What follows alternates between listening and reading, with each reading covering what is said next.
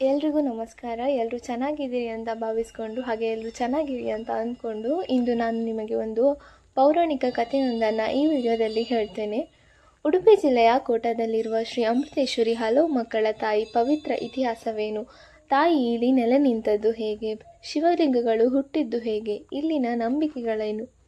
ಈ ವಿಡಿಯೋದಲ್ಲಿ ಇದರ ಬಗ್ಗೆ ಸಂಪೂರ್ಣ ಮಾಹಿತಿ ಇದೆ. ಕೊನೆವರೆಗೂ ಸ್ಕಿಪ್ ಮಾಡದೆ ನೋಡಿ, ಹಾಗೆ ಸಬ್ಸ್ಕ್ರೈಬ್ ಮಾಡಿ, ಲೈಕ್ ಮಾಡಿ, ಶೇರ್ ಮಾಡಿ. ಪುರಾಣಗಳ ಪ್ರಕಾರ ರಾವಣನ ಸಂಬಂಧಿಯಾದ ಕರಾಸುರನೆಂಬ ಒಬ್ಬ ರಾಕ್ಷಸ ಒಂದು ದೊಡ್ಡ ಅರಣ್ಯದಲ್ಲಿ ವಾಸ ಮಾಡ್ತಾ ಇದ್ದ. ಅವನೊಬ್ಬ ಮಹಾಶಿವ ಭಕ್ತನಾಗಿದ್ದ. ಅವನ ಪತ್ನಿ ಕುಂಭಮುಖಿ ಕೂಡ ದೇವಭಕ್ತಳಾಗಿದ್ದಳು. ಈ ದಾಂಪತ್ಯದಲ್ಲಿ ಒಂದು ಸಂಕಟವಿತ್ತು. ಅದೇನೆಂದರೆ ಅವರಿಗೆ ಸಂತಾನ ಭಾಗ್ಯವಿರಲಿಲ್ಲ, ಏಕೆಂದರೆ ಅವರಿಗೊಂದು ಶಾಪವಿತ್ತು. ಅದೇನಂತ ಹೇಳಿದರೆ, ಒಂದು ದಿನ ಅತಿಪ್ರಭೆ ಎಂಬ ತಪಸ್ವಿನಿ ಜೊತೆ ಮಾತಿಗೆ ಮಾತು ಬೆಳೆದು ತಪಸ್ವಿನಿ ಕುಂಭಮುಖಿಗೆ ಶಾಪ ನೀಡ್ತಾಳೆ, ನಿನಗೆ ಸಂತಾನ ಭಾಗ್ಯವಿಲ್ಲ ಎಂದು.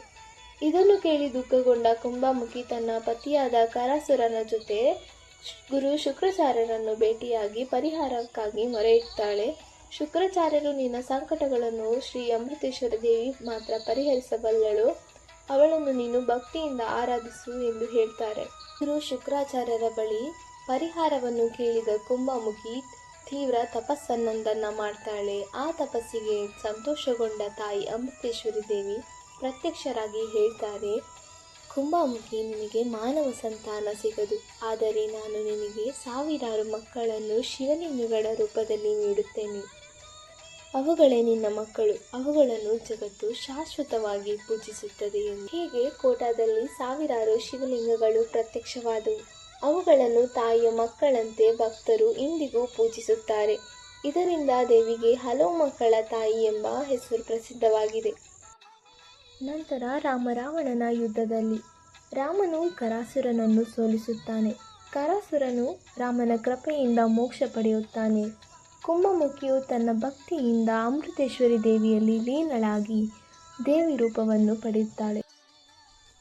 ಇಂದಿಗೂ ಕೋಟದ ಅಮೃತೇಶ್ವರಿ ದೇವಸ್ಥಾನದಲ್ಲಿ ಸಾವಿರಾರು ಶಿವಲಿಂಗಗಳು ದೇವಿಯ ಮಕ್ಕಳಂತೆ ಪೂಜಿಸುತ್ತಾರೆ. ಸಂತಾನ ಭಾಗ್ಯಕ್ಕಾಗಿ ಜನರು ಇಲ್ಲಿಗೆ ಬಂದು ಪ್ರಾರ್ಥಿಸುತ್ತಾರೆ. ಭಕ್ತರ ನಂಬಿಕೆಯಂತೆ ದೇವಿ ಆಶೀರ್ವದಿಸಿದರೆ ಗರ್ಭಧಾರಣೆ ಸಾಧ್ಯ. ಇದು ಕೋಟ ಶ್ರೀ ಹಲವು ಮಕ್ಕಳ ತಾಯಿ ದೇವಿಯ ಪವಿತ್ರ ಕಥೆ. ನೀವು ಕೂಡ ಈ ದೇವಾಲಯಕ್ಕೆ ಭೇಟಿ ನೀಡಿದರೆ ಆಧ್ಯಾತ್ಮಿಕ ಶಾಂತಿ ಹಾಗೂ ತಾಯಿಯ ಅನುಗ್ರಹವನ್ನು ಅನುಭವಿಸುವಿರಿ.